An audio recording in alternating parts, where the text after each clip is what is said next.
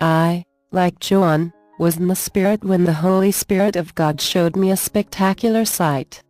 I saw Jesus in my room. His features were very clear to me. He had on his head a white veil, but the veil didn't cover his face. In an instant, I saw myself with Jesus walking on the street. He took my hand and we propelled upwards to the cloud. We walked on the cloud. Jesus called me. Pius looked down. I looked and I saw people whose heads were capped with blood. Jesus said to me, "This is the mark of protection upon my children. The enemy has no power over them. My blood is their covering." But I noticed just one particular face looked sorrowful. He had glued himself to the wall and was not happy. Jesus took my hand and rapidly we descended down to earth. Jesus came and spoke to the ears of this brother. Joy cracked from his sorrowful face and he smiled. Jesus touched his heart. Jesus took my hand and we sprang into the air divinely. In the cloud, Jesus explained to me what he did. He said, that brother was going through a trial. I spoke into his ears and the word gave him strength. I touched his heart to empower him. This is how I minister to my children every day. Sometimes, I don't even send angels. I come to minister to the needs of my children personally. However, some of my children feel that it is only those who see me like you do and so many others that I am close to. They must have the consciousness that I am always with them. If you ask John, the brother I just touched his ears and heart now what happened to him, he would tell you that he felt strength and joy.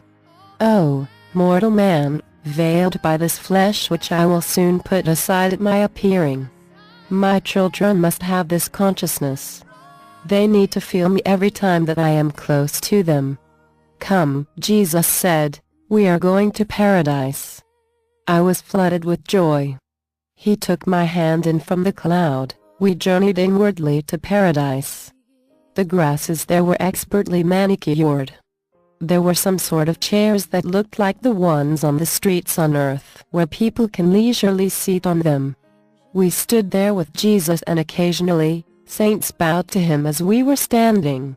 Angels too do the same thing. Jesus threw his hand on my neck encircling it completely and we walked at a leisurely pace. He said, my son, the same love that I show you here, I show it to each of my saints on earth. Tell them that I encircle my hands around their necks every day. They must believe that this is what happens to them. The love is not for those who see me in the physical as you do. It is for all my children. Those to whom I reveal myself in the physical and show them the eternal pleasures of this heavenly bliss that is their calling. Walk with the consciousness that I am always with you.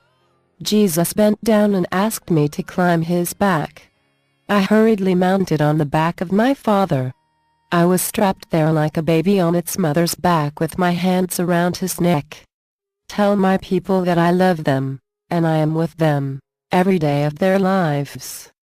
I carried you on my back, because I want my children to know that I carry them like this every day. Let them believe that I do so to them. Just have this consciousness that I am with you, when you sip that cup of coffee, take that spoonful of food, I am with you, when you step into that train, into that taxi, into that bus. I am with you, when you disembarked from the car, train, taxi or bus. But I am not with you when you watch nakedness on TV, I am not with you when you search the internet to watch pornography. I am not with you when you went to do that evil. He dropped me down. Angels and saints continued to pass us with their occasional bows. He looked at me and sunk his holy lips on my forehead as a peck. This light holy kiss killed my whole soul with love. 2 angels came with a white robe and gave them to me. Jesus said to me, keep this robe clean, unstained with sin. We descended rapidly to earth. It was in my room that Jesus dressed me with the white robe. He commanded me, write all that you have seen.